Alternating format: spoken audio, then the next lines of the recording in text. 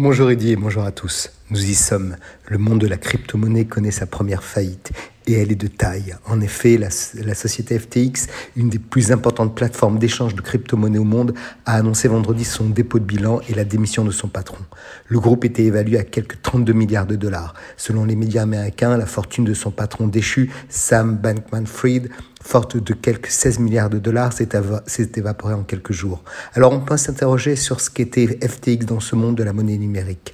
FTX, c'est une plateforme qui permet, comme son concurrent Binance, d'échanger des crypto-monnaies contre d'autres monnaies numériques ou traditionnelles. Il y a un peu plus d'une semaine, le groupe était considéré comme la deuxième plus grande plateforme de crypto-monnaies au monde. Jusqu'à vendredi, il était dirigé depuis les Bahamas, où se trouve son siège, par Sam Bankman-Fried, dit SBF. Il se présentait comme le chevalier blanc de la crypto-monnaie. L'histoire est cocasse. L'entrepreneur de 30 ans était un interlocuteur privilégié des régulateurs de ce nouveau secteur d'activité et un donateur important du Parti démocrate américain. Alors on s'interroge redit sur les causes de cette faillite. La déconfiture a débuté le 2 novembre, lorsque des informations de presse ont révélé que le fonds Alameda Research, appartenant à Sam Bankman-Fried, s'investissait dans des cryptoactifs au doux nom de FTT, émis par la plateforme dans un montage financier hasardeux, porteur de risques de conflit d'intérêts majeurs.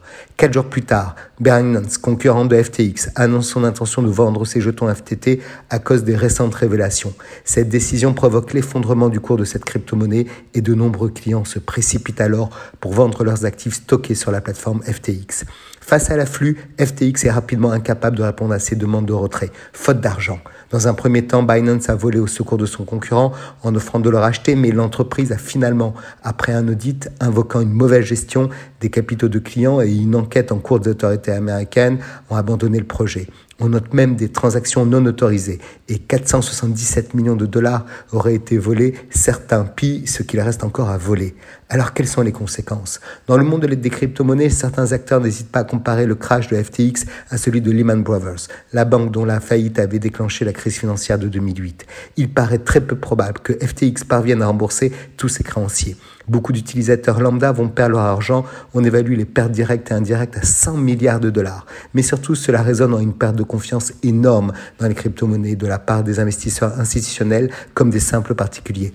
Après cette faillite spectaculaire, le petit monde des crypto-monnaies se prépare également à un tour de vis réglementaire et à une enquête de la Securities Exchange Commission et du département de la justice à New York qui est en cours. Au-delà de FTX, on a également une plateforme de crypto allemande Nuri qui s'est déclarée en faillite. Alors Rudy, nous ne pouvons que recommander à nos auditeurs prudence et raison sur ces placements qui, tant qu'ils resteront non régulés, amèneront aussi bien au ciel et aussi vite qu'ils pourront les guider aux abîmes. Très bonne semaine à tous.